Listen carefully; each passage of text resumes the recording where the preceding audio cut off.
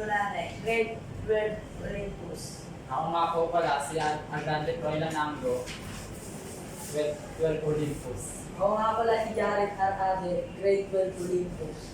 Ako nga pala si Janine Ramos, grade 12 Olympus. Ako nga pala si Derek Garnisa from Paul Olympus. My name is Hart Kimberly Di Gallardo, BDRRMO, Secretary and Clerkly. Ano ang ibig sabihin ng geological hazard at bakit ito mahalagang pag-aralan? Based lang sa akin based lang sa pagkakaintindi ko ng geological hazard is siya yung mga disaster risk na mga nangyayari sa Pilipinas. Which is lindol, pagbaha, kasi yung tsunami naman hindi naman nangyayari sa atin sa ibang bansa. Yan, at saka yung mga, sabi ko Opo. Earthquake, Lindol. Ayun. Ayan. Tsaka kung bakit siya dapat pag-aralan para may mga alam yung mga tao kung paano natin masusolusyonan yung mga ganung bagay. Tsaka kung paano tayo makakapaghanda. Next question. Next question. Ano po ang mga uri ng geological hazard na karaniwang nararanasan sa Nabotas? Isa pa lang naman yung yung nangyari dito sa Pilipinas, sa Nabotas, which is yung pagbaha. Yun lang. Next question. Ano ang sanhi ng lindol at paano ito nakaka-apekto sa komunidad? Lindol. Talaga, may lindol dyan. Sanhi, kung ano yung naging sanhi sa Pilipinas ng lindol. Kasi, lalo na pag yung lindol malakas, di ba yung iba kasing yung ibang structure ng bahay is nasisira, yung iba naman, pag may lindol, nagkakos ng landslide, lalo na pag sa mga bundok, lalo sa mga, katulad sa may mountain, yung lumindol ng malakas, sila unang na-apektan kasi may landslide yung mga bato, lupa. Next question. Ano ang mga paghahanda ang dapat gawin ng isang pamilya laban sa geological hazards? Naka-specific ba sa Naka-specific ba siya sa, ang tawag doon, kunyari, sa pagbaha? Okay lang kahit sa topic na ito. Ayun. Yung kailangan na paghandaan ng mga tao dyan sa geological hazard na sinasabi ko is yung sa pagbabaha pala, dito kasi sa lugar namin is tulad nung, ano ba yung last na bagyo? Emong ba yun? Emong ba? Dati. Basta yun, dalawa na yun. Yung bumaha kasi dito, halos lahat na kasi nakapaganda kasi last year sa Carina kasi ang lalim ng baha. Kaya nung in-announce pa lang na may bagyo, halos lahat na ng kabayan dito, yung mga nasa mga mababang ground, is tinangap na yung mga gamit, bumili na ng mga pagkain na pwede silang kainin sa loob ng pagbabagyo na yun. Kasi tulad last year, ganun din yung baha. Medyo mas mababa lang ngayon. Kasi last year hanggang bewang yung baha dyan. Pero ngayon parang hanggang 50 na lang. Ito po yung last question po. Ito ka, babe. Paano nakakatulong ang mga ahensya ng barangay sa pagtugon at pagpawas ng pangalan? And katulad yan sa public announcement, nag-a-announce kami ng mga dapat at hindi dapat gawin pagka nagkaroon na ng mga sakuna, tulad yan, kunyari sa may fire.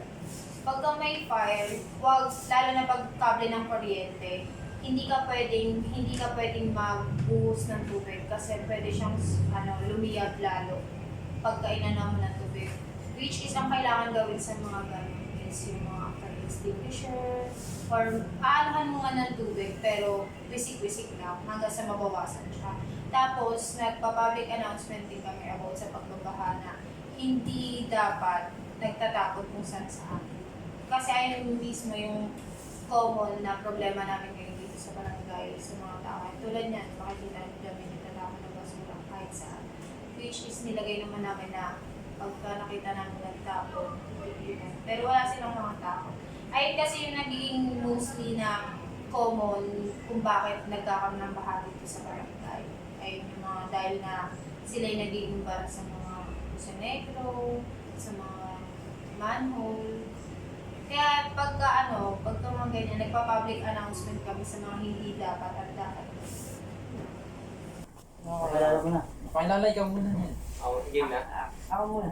Ako nga po pala si Ian Salazar Gulanet, 12 Olympus. Ako nga pala si Jeric Villamosera from 12 Olympus. Ako po si Andante Froilan Anggo, 12 Olympus. Ako nga po pala si Jared R. Ade from Kaunlaran High School, 12 Olympus. Ako nga pala po si Janel Ramos, 12 Olympus. Ako naman po si Judith Apolonio, Barangay Secretary ng Barangay NBBS Club. Okay. Ito po yung question. Ito po yung mga question. Ano ang ibig sabihin ng geological hazard at bakit ito mahalagang pag-aralan? Ano nga ba yung Geological. geological? Ano nga ba yun? Hazard pa. Hazard. Ano nga ba yun? Yung Mga sakuna. po. Mga sakuna po, ano nangyari po sa atin. Dito sa Nabota. Nabotas. So yung yung mga kasakunan na nangyari dito sa Nabotas, halimbawa, yung usapin ng baha dito sa barangay natin dito, particular sa NBBS proper, hindi tayo gaanong apektado, unlike dun sa District 2 na talagang yung panahon ng kapag nagkakaroon ng pagtaas ng tubig, apektado sila. So dito hindi. So ang problema lang namin dito sa barangay yung usapin ng sunog. So dahil nga congested itong lugar, dikit-dikit ang mga pabahayan, yari pa yung iba sa mga light materials, lalo na doon sa sitio, doon nagkaano ng prone sa sunog. Tapos ang isa pa ring namin dito dahil maraming mga cold storage dito, ang isa ring problema na dito ay yung mga ammonia leak. So yun yung problema dito sa aming barangay. Next question po. Ano ang mga uri ng geological hazard ang karaniwan nararanasan sa Nabotas po? Sa Nabotas, kapag buong Nabotas, baha talaga. Tapos yung high tide, yun yung mga natural, kung buong Nabotas. Pero dito nga, katulad nga yung binanggit ko sa kanyo kanina, yun na yun sa atin, sa NBBS Camp. Ano po ang mga sanhi ng lindol at paano ito maapekto sa komunidad? Lindol, ano ang sanhi ng lindol? Bakit? Ano nga ba? Paano nga ba yung sanhi ng lindol? Di ba ang lindol ay gawa ng kalikasan yan? Yan ay pagka pumuputok ang mga bulkan, nagkakaroon ng paglindol. Lalo na dito sa atin sa lugar, di ba yung may mga fault line na nangyayari dito, di ba? Sa atin. So, yun yung isang dahilan ng pagka umano ng lindol, yung fault line, posible magkaroon, di ba yung sinasabi ng the big one? Di ba? Ito po yung sunod tanong ko. Anong mga pag-aanda ang dapat gawin ng isang pamilya laban sa geological hazard? Geological. Halimbawa, pagkausapin ng sa the big one, di ba naunong dati, pinapanawagan na sa atin na dapat magkaroon tayo ng go bag, di ba? Dun sa go bag, nandoon yung mga ilang mga damit, mahalagang dokumento, mga ilang pagkain na pwedeng magamit, so kandila, lahat, no? So yun yung paghahanda para sa isang go bag. Particular sa amin, halimbawa sa pamilya ko, kami meron din kaming go bag. Hanggang ngayon meron kami, pinapalitan lang namin kung ano yung naman.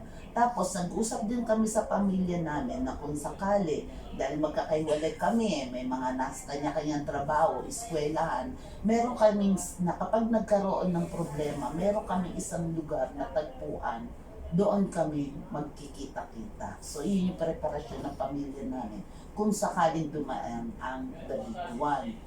Pero pagka naman sa usapin naman ng sunog, sa bahagi sa amin, particular sa bahay namin, wala kaming emergency, ay yung yung fire extinguisher. Pero sinuturo ko na lang sa mga tao namin sa bahay na kapag nagkataon, dito ang labasan, ganyan. So sa bahagi yon. Pero dito naman sa community natin, ang isa sa pinaghahandaan namin dito, sabi ko nga ay sunog. Kaya sa bawat street dito sa NBBS proper, naglagay ang barangay ng fire extinguisher. So, para kapag in case na biglaan na lang na meron palang umuusbong na apoy-apoy dyan, at least makokontrol agad mula doon sa fire extinguisher. So, yun yung isang inano ng barangay. Last question po. Paano nakakatulong ang mga ahensya ng gobyerno sa pagtugon at pagbawas ng panganib? Pagtugon. Particular dito sa amin sa barangay, dito, alimbawa, yung sa usapin ng sunog, di ba sabi ko nga meron kami mga fire extinguisher na nilaanan ng barangay para dyan.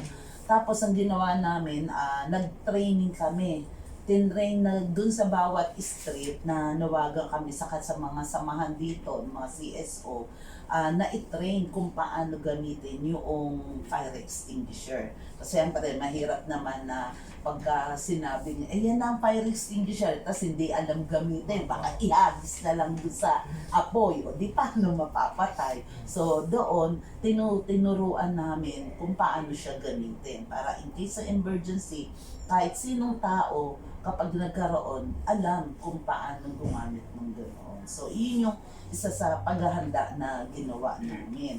Tapos, yung usapin naman sa ammonia leak, yung particular ang barangay, nag-provide siya o nag-procure kami ng mga gas mask para ilaan yon doon sa mga volunteer namin na siyang makakatuwang para kapag magre-rescue, halimbawa, dun sa looban, masyado nang maamoy yung ammonia, at least kung may gas mask yung volunteer namin, madali niyang makakapag-rescue siya.